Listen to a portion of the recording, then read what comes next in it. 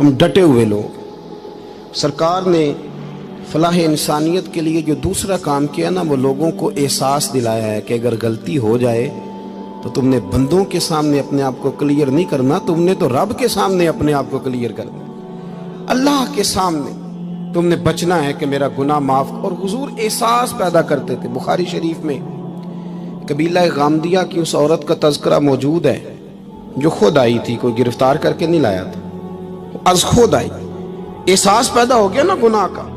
یہاں بہت ساری غلطیاں کر کے بھی لوگ جب اپنی بات کرتے ہیں تو کہتے ہیں کبھی یاد تو نہیں کسی کے ساتھ زیادتی کی ہو، یاد تو نہیں کبھی کسی کا. بھئی آپ نے اتنے بڑے ولی ہونے کا دعویٰ کر دیا. انسان تو انسان رہتا ہے.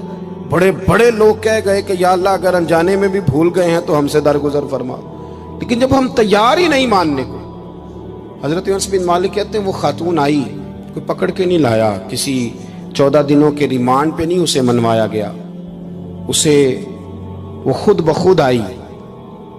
اور کریم محبوب علیہ السلام کے سامنے جب وہ کھڑی ہوئی تو اتنے درد سے میں نے کم لوگ روتے دیکھے ہیں جس درد سے وہ روئی.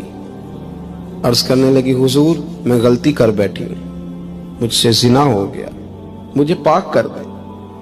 تو محبوب کریم علیہ السلام نے فرمایا تو کیسے ثابت کرے گی تو نے گناہ کیا؟ یعنی مجرم کو ثابت کرنا پڑ رہا ہے کہ میں گناہ گار. یہ وہ کمال ہے کہ انسانوں کو احساس ہونے لگے کہ یہاں ہم غلط ہیں. جب اعتراف جرم ہوتا ہے، جب بیماری کی تشخیص ہوتی ہے تو پھر اس کا علاج بھی ہو جاتا ہے. حضرت انس بن مالک کہتے ہیں وہ عرض کرنے لگی حضور میرے پیٹ میں ناجائز بچہ ہے. حضور نے فرمایا جا جب بچہ پیدا ہو تو پھر آنا. وہ 8 ماہ کے بعد آئی تو اس کی گود میں پھول سا بچہ تھا. حضور نے فرمایا واپس جا، جب روٹی کھانے لگ جائے تو پھر آنا. وہ 2 سال 2.25 سال دودھ پلاتی رہی. پھر جب آئی تو بچے کے ہاتھ میں روٹی کا ٹکڑا تھا. کریم محبوب صلی اللہ تعالی علیہ وسلم سے آ کے جب اس نے بات کی تو وہ درد سے روئی، کہنے لگی یا رسول اللہ 3 سال ہونے کو ہیں، میں نے گناہ کیا ہے، میں ساری رات سو نہیں پاتی. حضور تڑپتی، اگر اس حال میں مر گئی تو اپنے رب کو کیا منہ دکھاؤں، مجھے پاک کر دے، میرے حال پہ رحم فرمائے. محبوب کریم صلی اللہ علیہ وسلم نے بچہ ایک صحابی کو دیا، فرمایا بچوں کی طرح پالنا، اور کہا اسے لے جاؤ، پتھر مار مار کے اسے سنسار کر دو. صحابہ کہتے ہیں اسے پتھر لگ رہے تھے اور حضور بے چینی کے ساتھ ٹہل رہے تھے. آ کے خبر دی حضور وہ تو وصال کر گئی، انتقال ہو گیا. فرمایا یہاں تک تو بات اس کی تھی. حضرت انس بن مالک کہتے اب محبوب کریم نے صحابیات سے فرمایا اسے غسل دو، کفن پہناؤ، جنازہ تیار ہو جائے تو مجھے خبر کرنا. حضرت انس بن مالک کہتے ہیں غسل ہوا، کفن ہوا، جنازہ تیار ہوا تو حیران ہم تب ہوئے جب میرے محبوب نے فرمایا صفیں بناؤ، میں خود جنازہ پڑھاؤں گا، میں خود جنازہ پڑھاؤں گا. اور سرکار نے جنازہ پڑھایا تو ایک شخص کی زبان سے نکلا حضور اس ملعون کا معاذ اللہ جنازہ جس نے ناجائز بچہ جنا، اس کے لیے آپ دعا کر رہے ہیں، جنازہ پڑھا. حضور فرمانے لگے خاموش ہو جاؤ، تم نے گناہ دیکھا ہے، اس کا احساس نہیں دیکھا. تم نے غلطی دیکھی ہے لیکن اس کی توبہ کا انداز نہیں دیکھا. اور صاحب کنز العمال نے یہ لفظ نقل کیے ہیں کہ کریم محبوب فرمانے لگے اس نے تو ایسی شاندار توبہ کی ہے کہ اگر میں اپنی ساری امت میں بانٹ دوں تو اللہ سب کی مغفرت فرما دے گا.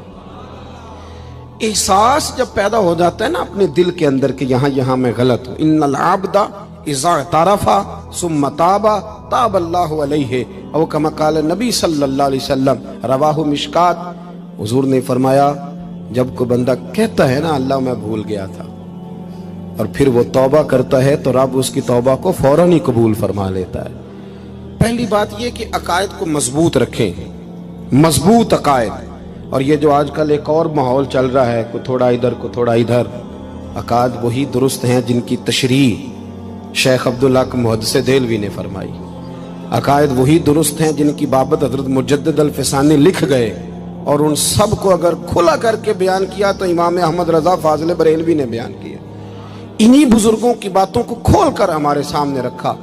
مضبوط عقائد کی زندگی گزاریں. اور دوسری بات اگر کبھی کوئی غلطی ہو جائے پھر اس کا احساس پیدا کریں، پھر اس سے توبہ کریں.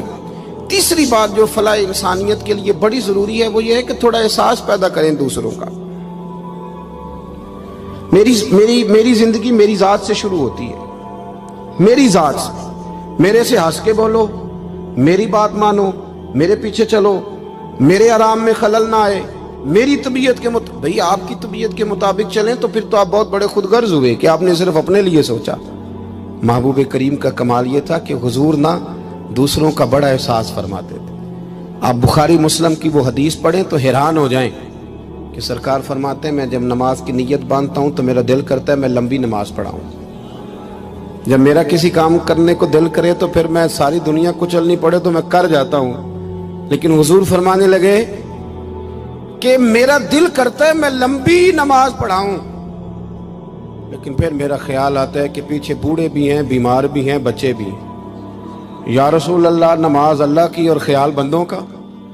فرمایا میں بوڑھوں، بیماروں اور بچوں کا خیال کرتے ہوئے اللہ کی نماز کو مختصر کر دیتا ہوں۔ احساس جب طبیعت ہمارے ہاں نا تیزی کے ساتھ احساس ختم ہوا ہے، تیزی کے ساتھ ہم نے اتنی نفی شروع کی۔ ہمارے تو اہل تصوف میں الا ماشاءاللہ اب تربیت کا طریقہ یہ ہے کہ صرف میں ہوں، میرے سوا کوئی بھی نہیں، حالانکہ طریقت تو اس کا نام تھا کہ میں نہیں باقی سارے ہی ہیں۔